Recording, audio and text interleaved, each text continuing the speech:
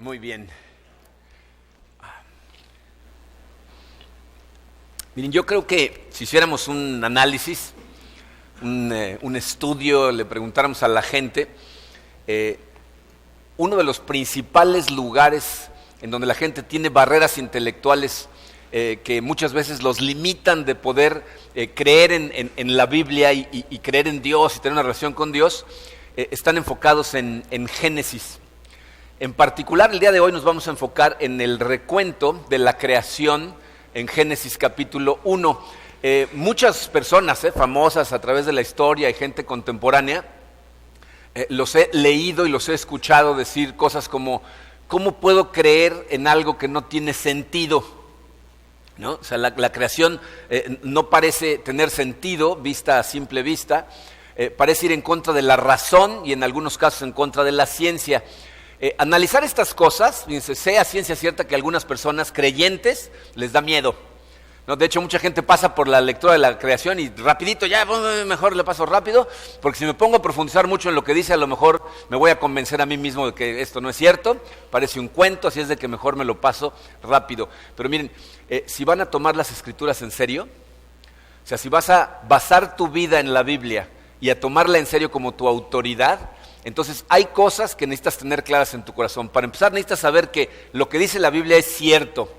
En segunda, debes de querer tener la interpretación correcta de lo que lees en la Biblia.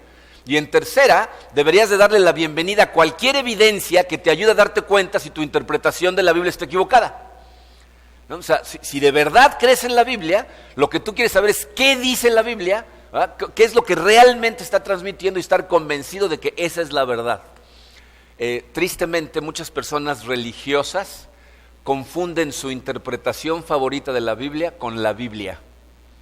¿Okay? Muchas veces nos enseñan ciertas cosas y queremos aferrarnos a ella, aunque de repente surja evidencia que nos diga que no es como nosotros lo veíamos. ¿Okay?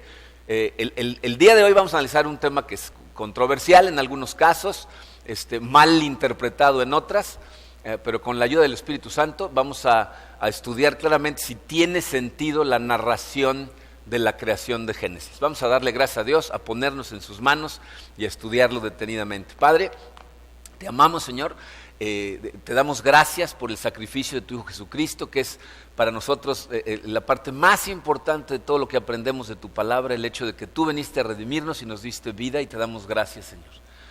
Tu Espíritu, según tu palabra, es el que nos puede ayudar a discernir las cosas de la Biblia, y yo sé, Señor, que este tema es un tema que para muchas personas es un obstáculo, es una complicación, aunque sé que para otras por fe lo aceptan, aunque a simple vista no les parezca muy coherente. El día de hoy, Señor, te pido que tu Santo Espíritu le dé luz a este tema y nos ayudes a tener la certeza de que lo que dice en tu palabra es la verdad.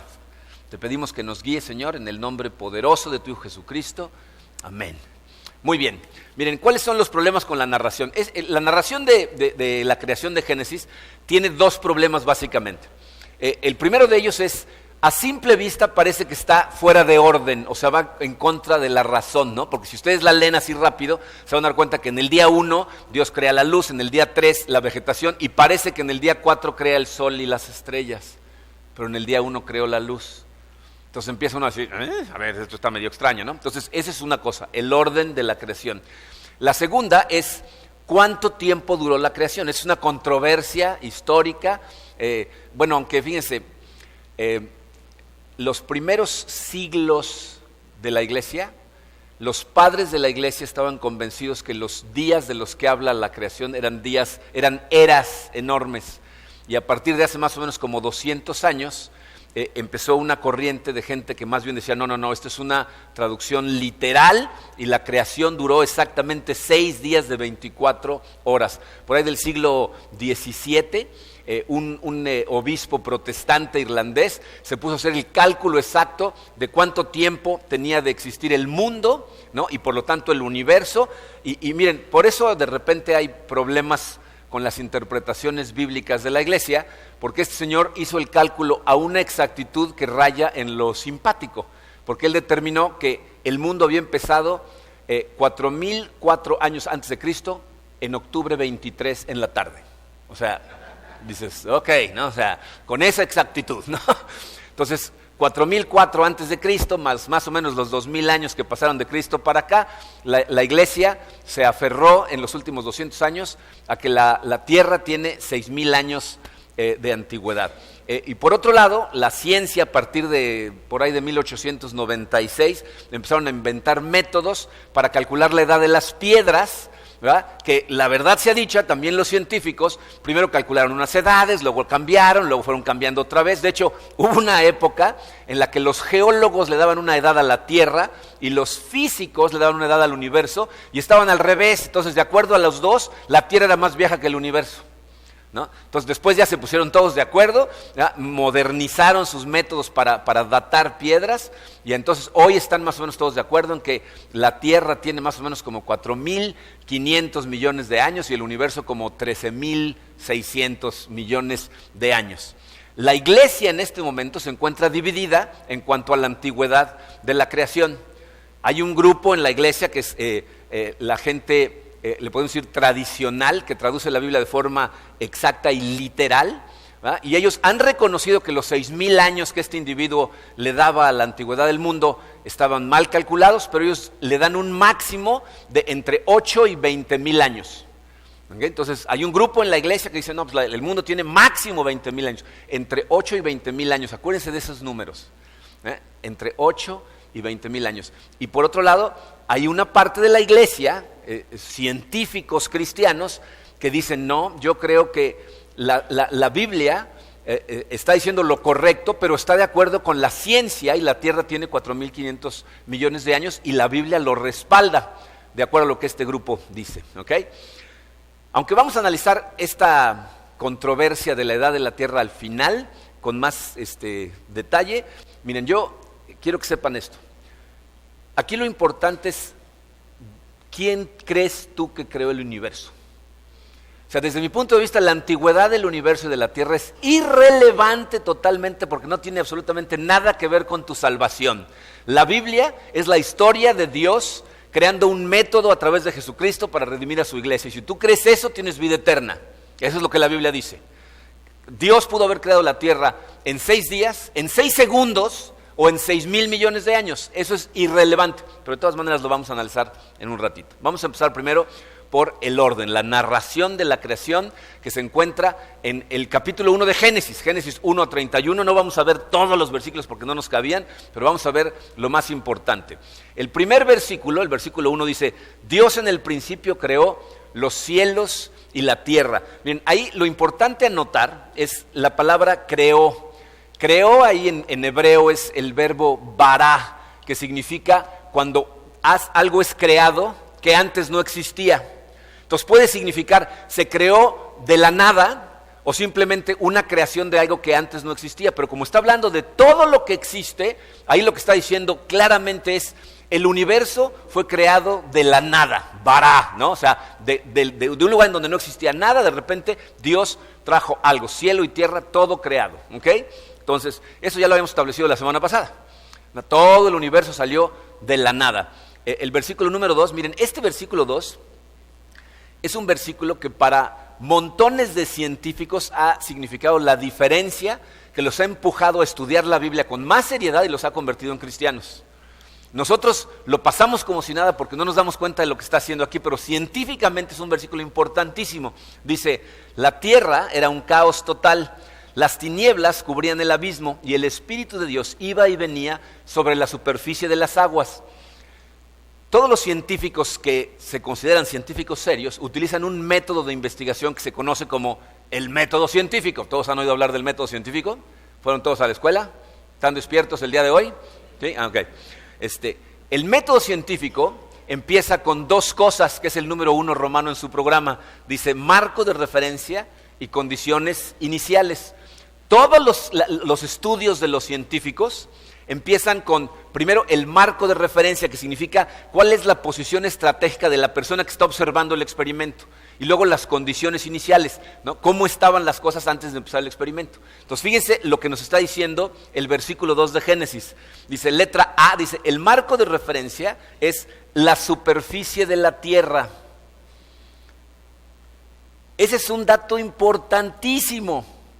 O sea, este versículo nos está diciendo que la Biblia utilizó el método científico a través de Moisés, Dios, para explicarnos la creación. Y lo primero que nos da es el punto de vista del observador. Les voy a decir porque eso es crucial.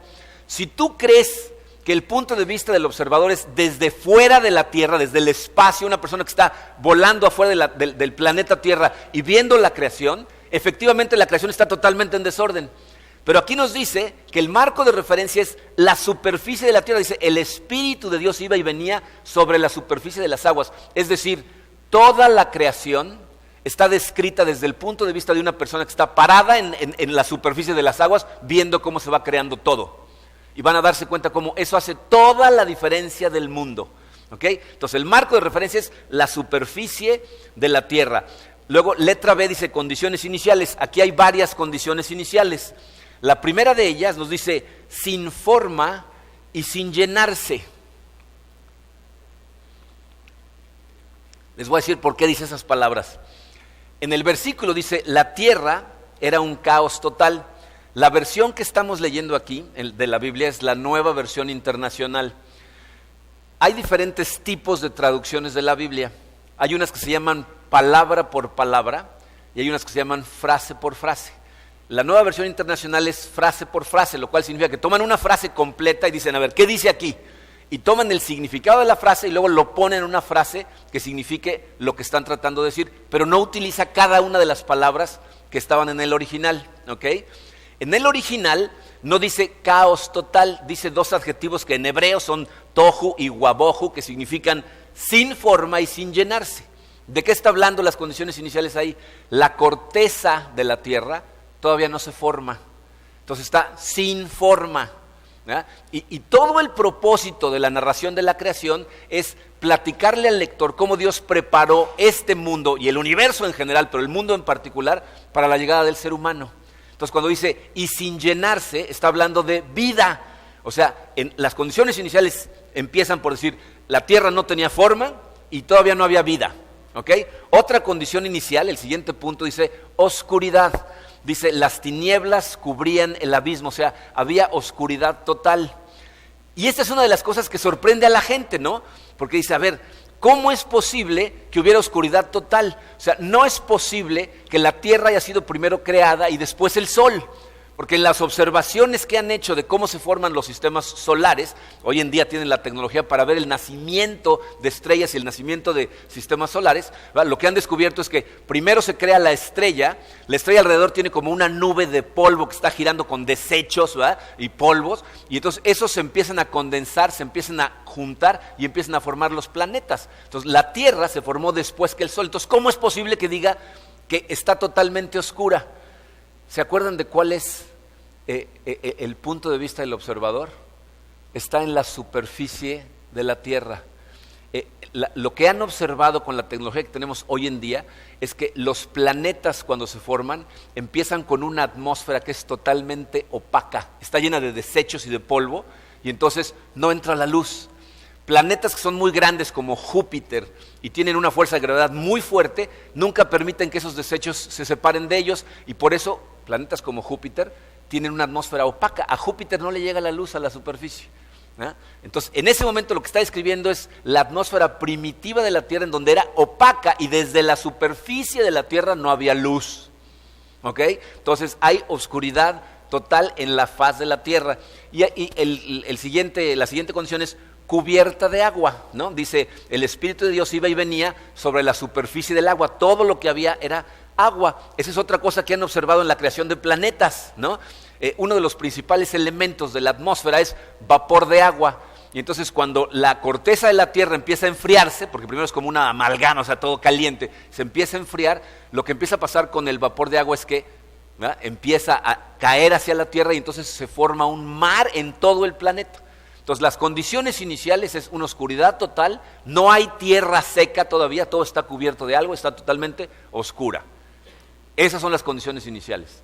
Ahora vamos a ver los 6 días de la creación que dice Génesis. Número 2, Romano, dice los 6 días de la creación. En el primer día dice, y dijo Dios, que exista la luz, y la luz llegó a existir. Dios consideró que la luz era buena y la separó de las tinieblas, a la luz la llamó día y a las tinieblas noche. Aquí viene otra pregunta que la gente se hace, ¿no? O sea, si ya estaba el sol ahí, entonces ¿cómo es que Dios está creando la luz ahorita? Miren, les voy a decir lo que está pasando aquí. El verbo en donde dice que exista la luz es un verbo que en hebreo es hayá. No es el mismo que antes, ¿se acuerdan? El otro era bará. Bará significa algo que se crea que antes no existía. Hayá significa literalmente que suceda o que pase. Entonces lo que está diciendo aquí es que pase la luz. O sea, que en este momento empiece a llegar la luz. Lo que los científicos nos explican es que como la Tierra está cerca del Sol, la gravedad del Sol empieza a jalar los desechos que están rodeando la Tierra y entonces la atmósfera de la Tierra pasa de ser opaca a ser translúcida. O sea, sigue estando totalmente nublado, pero ya hay un efecto de luz. Entonces, ¿qué pasó en el primer día? La letra A en su programa dice, en el primer día la luz llegó por primera vez a la superficie. O sea, en este pasaje no se está creando la luz. Aquí no dijo Dios que se cree la luz, vará luz, ¿no? Sino dijo que se vea la luz. ¿Ok? Entonces llega por primera vez a la superficie. Fíjense lo que está sucediendo. O sea, ¿han visto cómo se ve el día o la noche cuando tenemos un cielo que está totalmente nublado? O sea, si es de día, tú eres consciente que es de día porque la luz llega, pero no puedes ver el sol. Si es de noche, no puedes ver la luna, no puedes ver las estrellas, pero sí empieza a haber una conciencia de cuando es de día o cuando es de noche, porque o hay luz o no la hay, aunque no veas las estrellas. Ese es exactamente el caso de lo que pasó en el primer día. O sea, se volvió translúcida, entonces ya era o sea, cualquier persona que estuviera parada en la superficie podía saber cuándo era de día o cuándo era de noche, aunque no se vieran todavía las estrellas. Ese versículo 5 termina con estas palabras: y vino la noche, y llegó la mañana, y ese fue el primer día. Aquí entramos en la controversia de cuánto dura un día, pero esto lo vamos a analizar cuando veamos el final, el séptimo día, ¿ok? Por lo pronto, fíjense, lo que hizo en el primer día, si lo piensan, Dios está preparando las condiciones en el planeta para que haya vida. Y lo primero que tenía que pasar es que llegara la luz, ¿ok? Entonces ya hizo eso, ahora va a empezar a hacer otras cosas. Día 2 dice, y dijo Dios, que existe el firmamento en medio de las aguas y que las separe. Y así sucedió. Dios hizo el firmamento y separó las aguas que están abajo de las aguas que están arriba. Al firmamento Dios lo llamó cielo. Este es uno de los versículos que la gente mejor se pasa sin analizarlo mucho, porque dicen, ¿cómo que las aguas de abajo y las aguas de qué está hablando, no? La verdad es que esta es una de las cosas más interesantes. Era imposible que el autor de Génesis supiera estas cosas científicamente y sin embargo es una de las descripciones más exactas de cómo funciona la atmósfera de la Tierra. Fíjense, ahorita lo que es importante es, tiene que existir un ciclo de agua perfecto y estable para que haya vida. Pero antes de que ese ciclo se dé, hay otras cosas que tienen que estar en perfecto balance y entonces necesita estabilizar la atmósfera. Y eso es lo que hizo. Letra B en su programa dice, en el segundo día Dios organizó la atmósfera. Y les voy a explicar qué significa eso. Dios está encargándose de que la atmósfera esté estable para que se den los siguientes pasos para la vida. En hebreo, la palabra firmamento, dice ahí que existe el firmamento, es una palabra raquia, pero lo que significa es el domo que vemos. ¿Ya ven cómo parece que la tierra está cubierta por un domo? Bueno, ese domo que tú alcanzas a ver, eso es el firmamento, lo que significa esa palabra en hebreo. El cielo, en hebreo es shamayim, que es la parte del domo en donde se forman las nubes. ¿Ok? En otras palabras, fíjense, está describiendo de forma exacta lo que nosotros conocemos como la troposfera. ¿Se acuerdan de sus clases de geografía? Estaba la troposfera, la ionosfera, la estratosfera, o sea, eran varias capas. Bueno, la primera es en donde están las nubes, que son agua en forma de gas, se llama la troposfera. Entonces, cuando dice, separó las aguas de arriba de las aguas de abajo, está literalmente describiendo la troposfera, separándola del mar. Y si se fijan en el Salmo 148, parece confirmar exactamente esta interpretación. Dice el Salmo 148:4, alábenlo ustedes altísimos cielos y ustedes las aguas que están sobre los cielos. Se está hablando de la capa de agua que que se forma con las nubes, ¿ok? Entonces, Dios estaba organizando la atmósfera, estabilizándola para que pudiera haber vida. Ese fue el segundo día, ¿ok?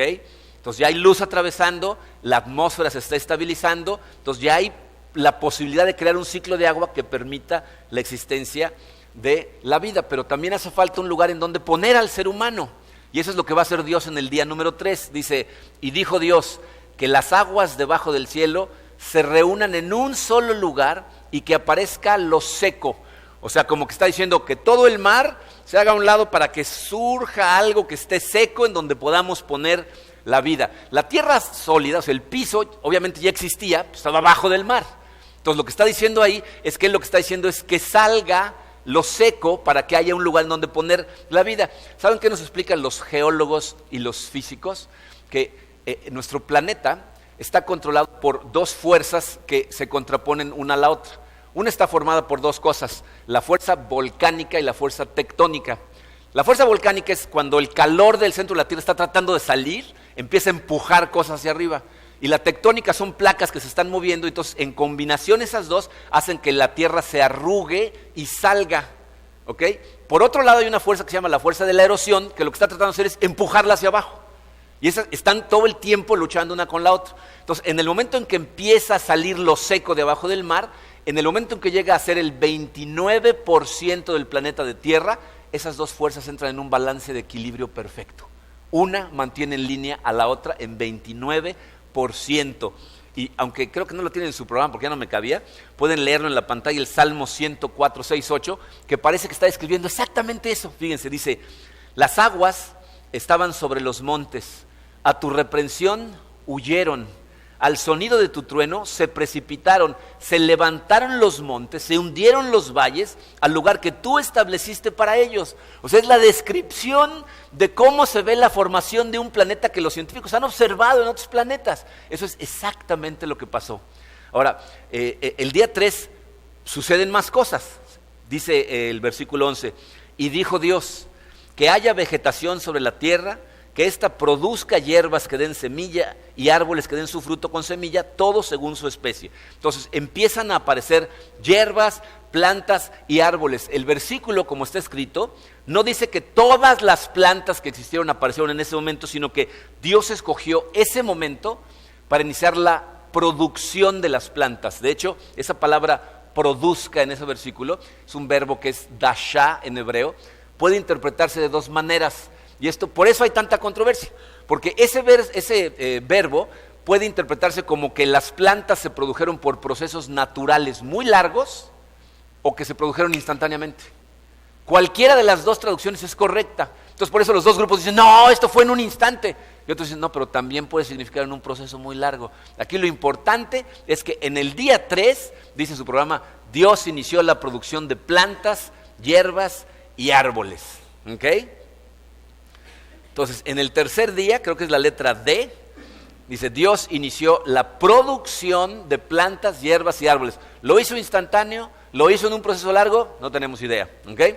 Después viene uno de los días más confusos. ¿Ya los tengo todos confundidos o todavía no? ¿Ahí va? Ok.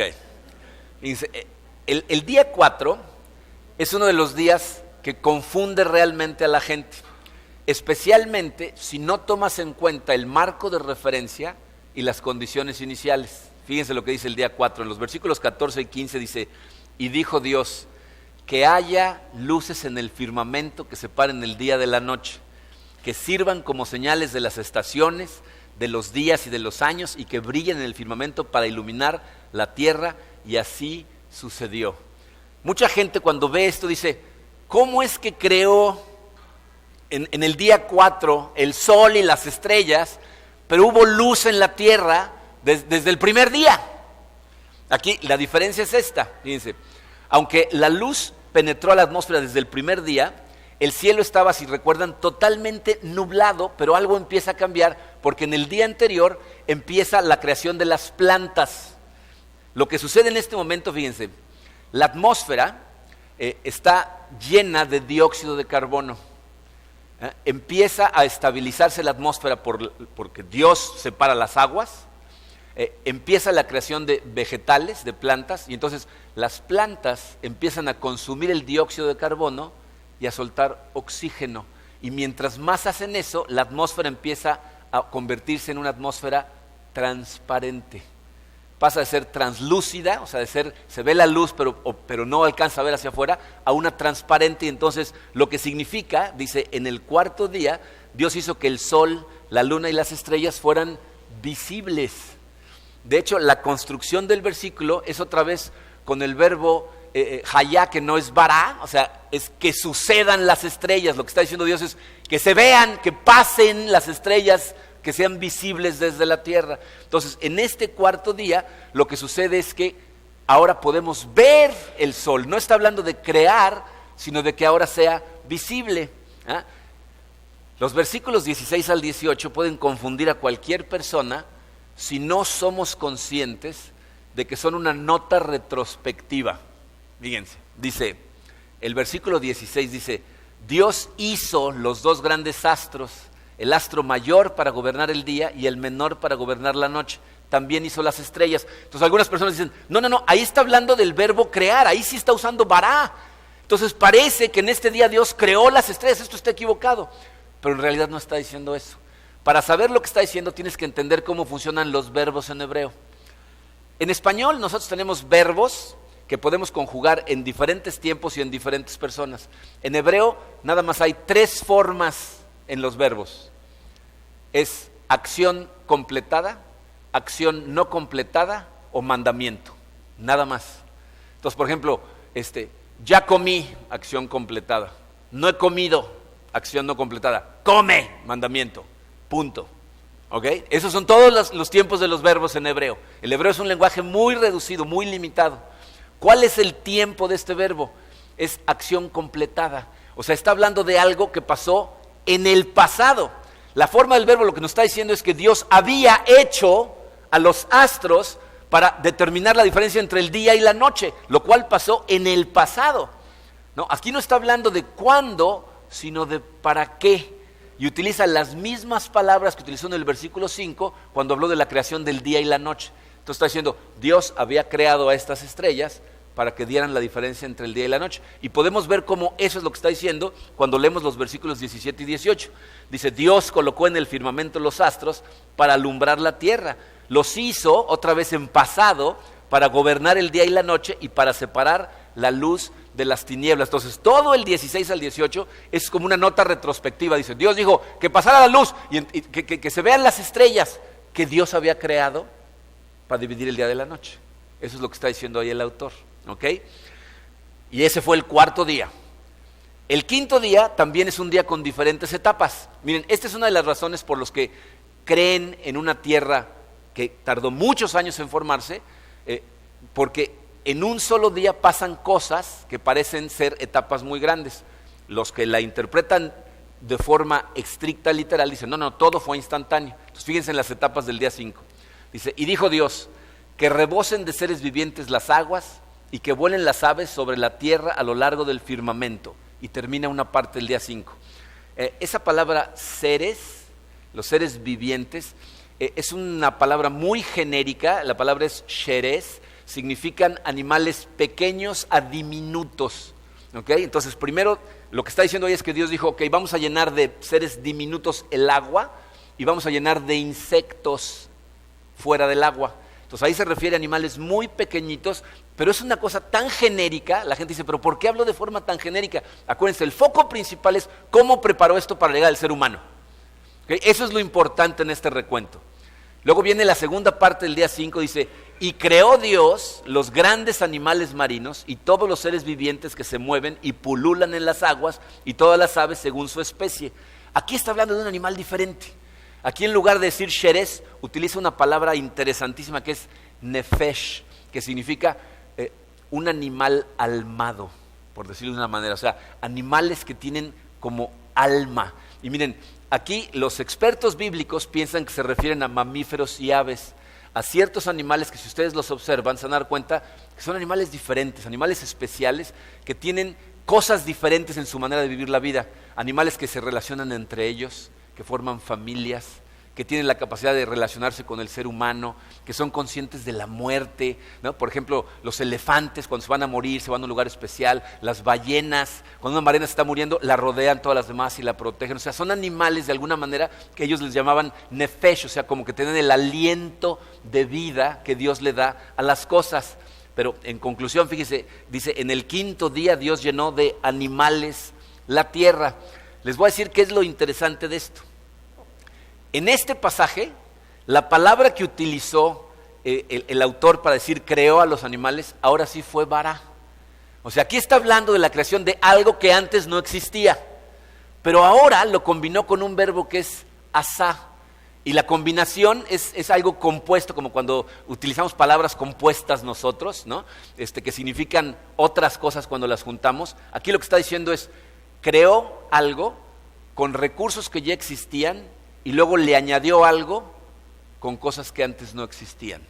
En otras palabras, el cuerpo de los animales los formó con cosas que ya existían en la naturaleza y luego les dio el aliento de vida.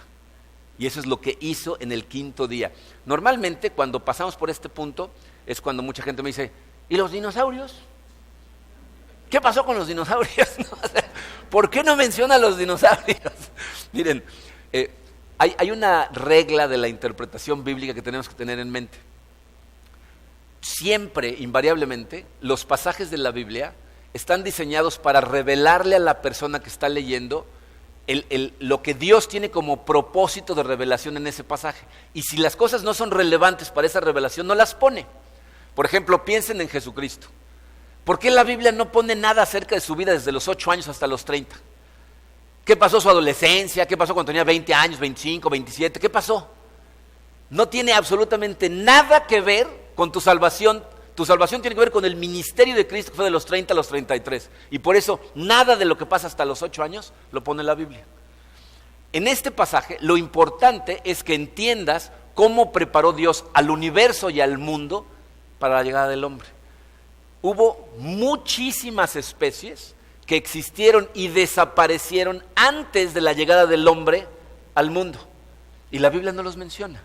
A la gente como que le preocupan mucho los dinosaurios, pues porque se han hecho famosos, porque son animales muy grandes, ¿no? Y entonces como, ¿y los dinosaurios? Pero hubo miles de especies que pasaron antes de que llegara el hombre y la Biblia tampoco las menciona. Cuando llegues al cielo, lo primero que puedes decirle, ¿y los dinosaurios? Y ahí te explicará. ¿Okay? Día 6. Viene el día 6, que es el día importante, porque ahí aparecemos nosotros en la foto, pero empieza con otra cosa, ¿no? Dice, y dijo Dios, que produzca la tierra seres vivientes, animales domésticos, animales salvajes y reptiles según su especie, y sucedió así. Aquí está hablando de 3 especies de animales. A lo mejor dices, oye, pero ya había hablado de los animales. Estas son otras 3, no significa que son las únicas, pero los expertos bíblicos piensan que son los animales que van a cohabitar con el ser humano, algunos que van a ser domesticados y van a vivir con el ser humano, y algunos que van a apoyar la vida del ser humano, ¿ok?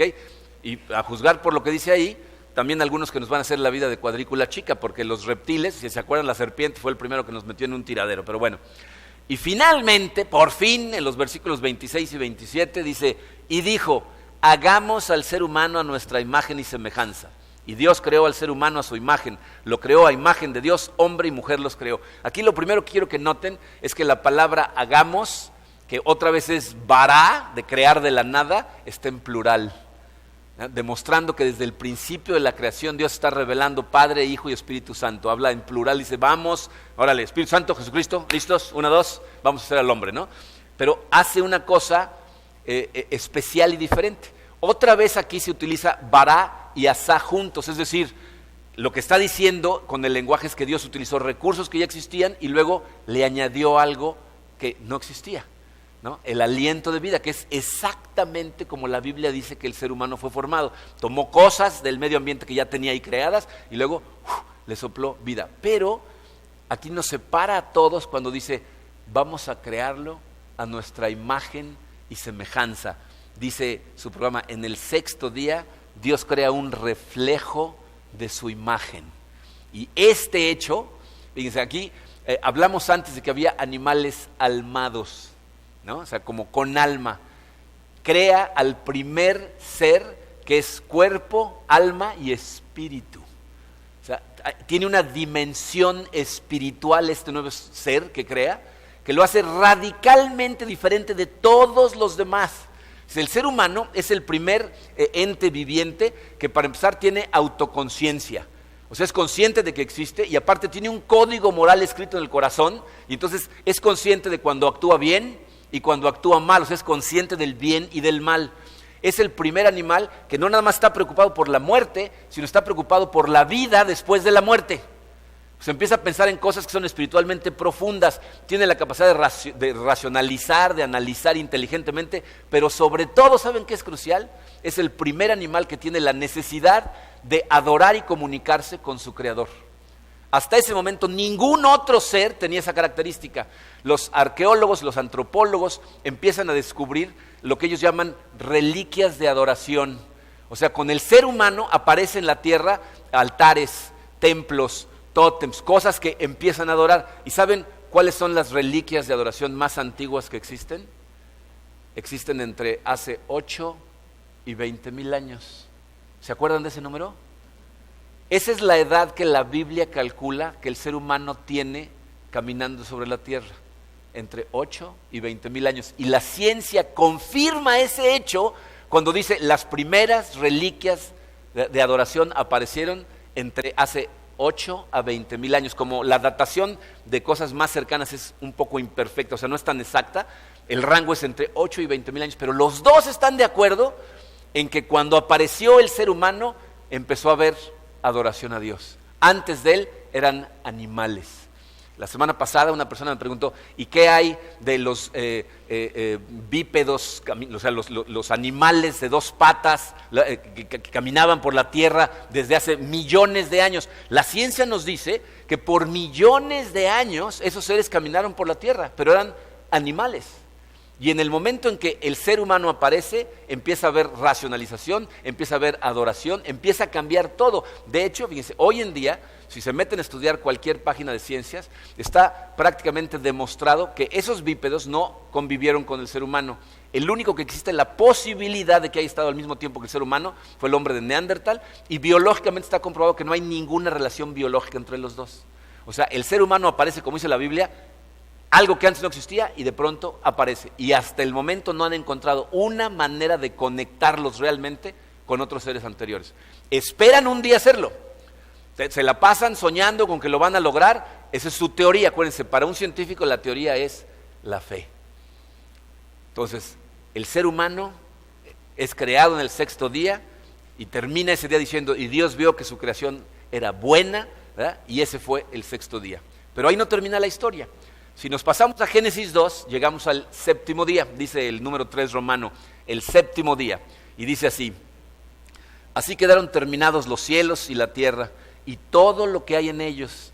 Al llegar el séptimo día, Dios descansó porque había terminado la obra que había emprendido. Dios bendijo el séptimo día y lo santificó, porque en ese día descansó de su obra creadora. Miren, aquí la gente malinterpreta lo que dice ese pasaje, porque como que piensan que Dios dijo, ay, joder, tanta creación, voy a tener que descansar un rato. Bueno, ya, ¿no? Y se sentó un rato a descansar. La realidad es que Dios no se cansa, ¿ok? No hay cansancio en Dios. La palabra descansar en hebreo es Shabbat, que significa literalmente detenerse. Entonces, lo que está diciendo ahí es, en el séptimo día, Dios se detuvo de toda su obra creadora, o sea, dejó de crear. Cuando llegó el séptimo día, Dios dijo, ya acabé de crear. Lo que hay, ya puse procesos que van a seguir su ritmo, ellos se van a multiplicar, pero ya no hay más creación. ¿Saben qué es interesantísimo? Hay un libro que se llama Extinción, escrito por una pareja que se apellidan Eldridge, son biólogos, paleontólogos, y dicen, todavía no hemos podido encontrar un solo fósil de una especie que haya sido creada después del ser humano, que haya aparecido en el mundo después del ser humano. O sea, después del ser humano ya no hay nuevas cosas. Exactamente como dice la Biblia. Ese día dejó de crear, ¿ok?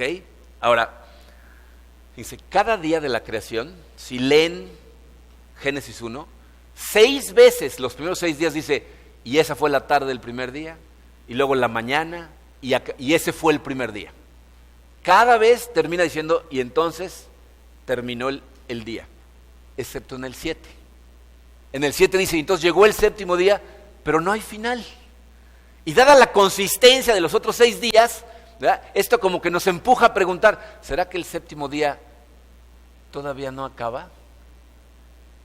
Porque dijo, llegó el séptimo día y Dios dejó de crear, pero no dice que terminó. Y ahí es en donde la iglesia están agarrados a sombrerazos en cuanto a lo que significa un día.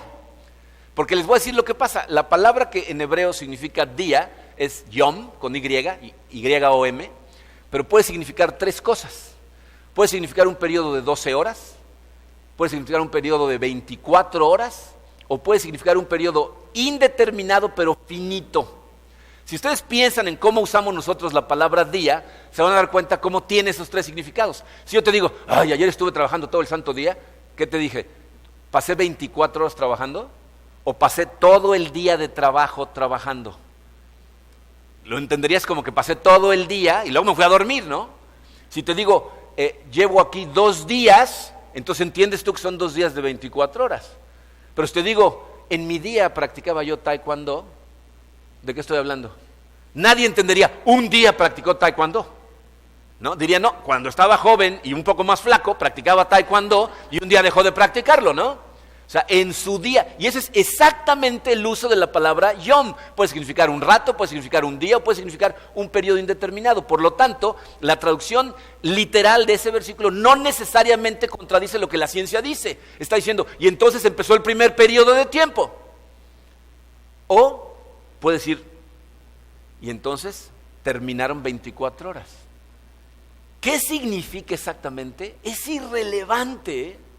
Solo quiero que se den cuenta de que no hay forma de decir, no, científicamente está equivocado. No es cierto. Puede estar apoyando lo que los científicos están descubriendo, o al rato puede ser que los científicos se den cuenta que estaban totalmente equivocados y eran 24 horas. Las 2 traducciones son correctas. Pero les voy a decir lo que me impacta a mí. ¿Y por qué estas cosas son tan importantes para todos nosotros?